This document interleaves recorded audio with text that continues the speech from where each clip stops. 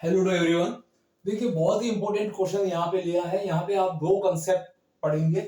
यहाँ पे hyperbolic function है, इसको ट्रिग्नोमेट्रिकल नहीं कहना है, साइन ऑफ एच एक्स लिखा हुआ है। तो आपको बताया गया था कि साइन ऑफ हाइपरबोलिक फंक्शन में एक्स होता है तो इसका वैल्यू अपन e raise to x minus e raise to minus x upon two होता है। अब यहाँ पे टू साइन हाइपरबोलिक एक्स है तो टू होगा तो क्या होगा, ये टू यहाँ से अपने को रिप्लेस करेंगे तो टू साइन हाइपरबोलिक एक्स का value e raise to x minus e raise to minus x यहाँ पे रखना है।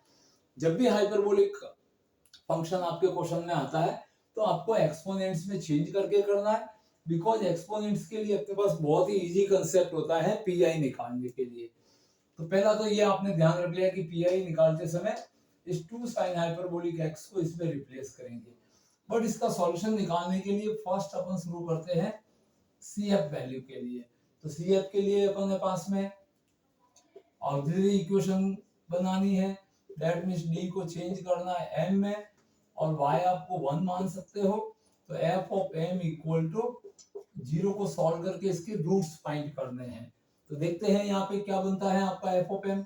d की जगह आपने m रिप्लेस कर दिया तो m plus two and m minus one का स्क्वायर इज इक्वल टू 0। इसको सॉल्व करेंगे तो m का वैल्यू माइनस टू और ये क्वाड्रेटिक फैक्टर है तो यहाँ से ओनली वन नहीं लिखना है, क्वाड्रेटिक का तो दो रूट होंगे और दोनों रूट कैसे हैं, इक्वल है, दैट मींस दोनों रूट वन है। अब ये m के अंदर अपन देखते हैं रियल रेशनल भी है but two root are equal है। तो टू रूट इक्वल के लिए फॉर्मूला आपका जो CF रहता है, फॉर्मूला CF के लिए ये सिंगल रूट अकेला आया है, ये अलग रूट है तो इसके लिए तो C1 e raise to m1x, but यहाँ पे दोनों सेम रूट है तो यहाँ पे आपको e रेज टू, अपन जानते हैं कि m1 equal to m2 equal to m। अगर ये दोनों रूट इक्वल आ रहे हैं, फर्स्ट रूट का ये अलग हो गया और दो रूट इक्वल होते हैं दोनों को m मान लिया जाता है तो mx और यहाँ पे ब्रैकेट में c1 plus x into c2 काम में लिया जाता है। दैट मींस यहाँ पे एक x वेरिएबल सेकंड कांस्टेंट के साथ में ऐड हो जाती है। तो इस क्वेश्चन में m का वैल्यू 1 है तो m की जगह 1 रखेंगे और यहाँ पे m1 की जगह -2 रखेंगे। तो therefore CF is equal to C1, ये फॉर्मूला है। तो यहाँ पे अपन कांस्टेंट चेंज कर देंगे 2 एंड 3 में लिख देंगे। तो e रेज टू C1 के आगे माइनस का 2x प्लस यहाँ पे e raise to 1 multiply by x, because both root are equal. तो यहाँ पे नेक्स्ट कांस्टेंट C1 यहाँ पे यूज किया है तो यहाँ पे C2 प्लस x C3 आप ले सकते हैं। ये आपको CF वैल्यू मिल गई है। अब ये जो CF वैल्यू आया है इसको अपन यहाँ पे लिख सकते हैं। अब पीआई की तरफ बढ़ते हैं तो पीआई के लिए अपने पास में देखिए क्या स्थिति होगी। तो CF आप यहाँ पे लिख सकते हैं ताकि आपको लास्ट में इसकी जरूरत पड़ेगी। और साइन हाइपरबोलिक एक्स को पीआई के लिए e raise to x minus e raise to minus x में अपन चेंज करेंगे। तो CF इज इक्वल टू आपको मिला है C1 E raise to minus का 2x plus e raise to x into C2 plus x C3। ये आपका CF वैल्यू है, इसको यहाँ पे इक्वेशन नंबर 1 बना के लिख देते हैं। अब अपन पीआई की तरफ पढ़ते हैं।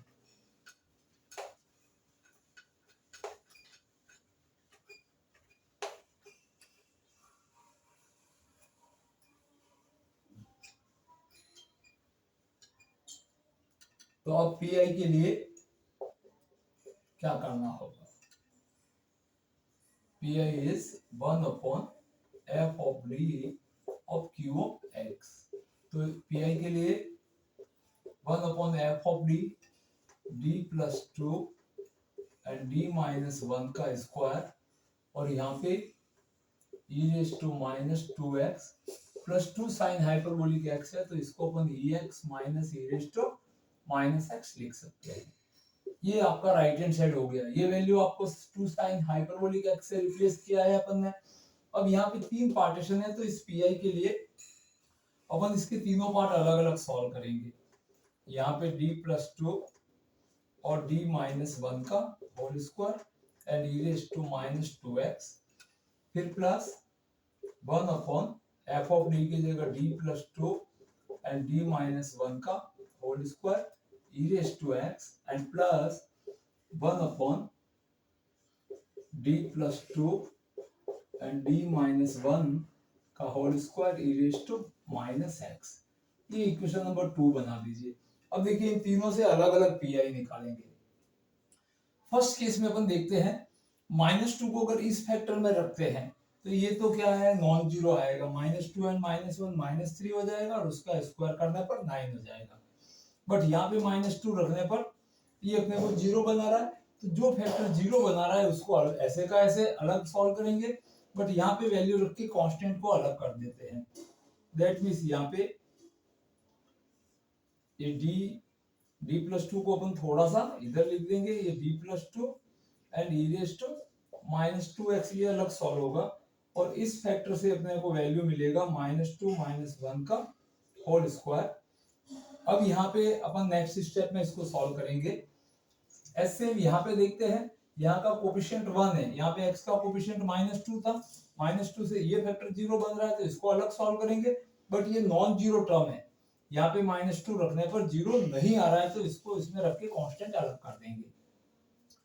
अब यहाँ पे इन दोनों फैक्टर में 1 यहाँ पे रखते हैं तो ये फैक्टर तो 0 बना रहा है तो ये इसके साथ अलग सॉल्व होगा, बट यहाँ पे नॉन जीरो टर्म मिल रही है तो 1 अपॉन 1 प्लस 2 को अलग कर दिया, लेकिन इसको अभी भी सॉल्व अपन नेक्स्ट स्टेप में जाके करेंगे और e raise to x as same रह जाएगा। प्लस यहाँ पे -1 तो -1 यहाँ रखने पर भी नॉन जीरो आ रहा है, -1 यहाँ रखने पर भी नॉन जीरो आ रहा है, तो यहाँ का सॉल्यूशन अपने को मिल चुका है। यहाँ पे -1 प्लस 2 एंड -1 एंड -1 का होल स्क्वायर।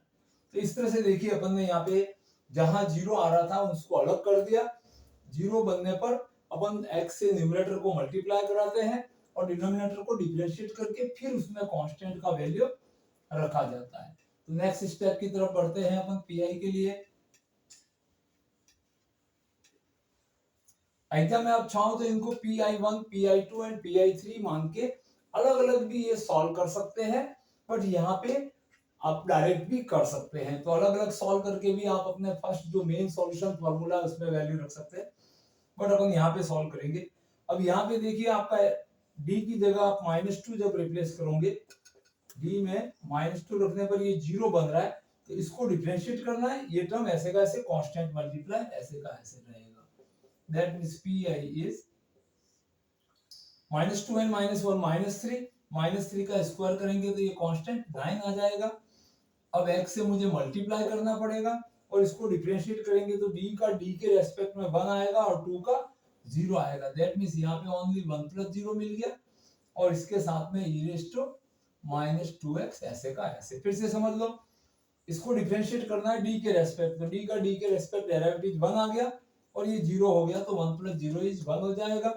इस ब्रैकेट को सिंपलीफाई किया 9 आ गया और x से न्यूमरेटर को मल्टीप्लाई किया तो ये अपने पास इस फर्स्ट पार्ट का PI आया। यहाँ पे 2 and 1 3 तो प्लस 1/3 एस सेम रखा, x से मल्टीप्लाई किया मैंने और e रेज टू x को एस सेम लिखा और इसको डिफरेंशिएट करेंगे d के रेस्पेक्ट तो आपके पास में ब्रैकेट आएगा 2d - 1 इनटू का 1 आया। अब यहाँ पे अपने डिफरेंशिएट करने पर क्या हो रहा है, वापस अगर इसका कोफिशिएंट 1 रखते हैं तो अभी भी 0 आ रहा है, तो नेक्स्ट स्टेप में एक x से और मल्टीप्लाई करेंगे और इसको अगेन डिफरेंशिएट करेंगे, इन दोनों को मल्टीप्लाई किया जाएगा। यहाँ पे दोनों नॉन जीरो टर्म है तो कोई इशू नहीं है, e raise to -x upon 2 में से 1 जाएगा तो यहाँ पे 1 बचेगा और -1 एंड -1 -2 का स्क्वायर दैट इज 4 हो जाएगा। अब नेक्स्ट स्टेप की तरफ बढ़ते हैं अपन।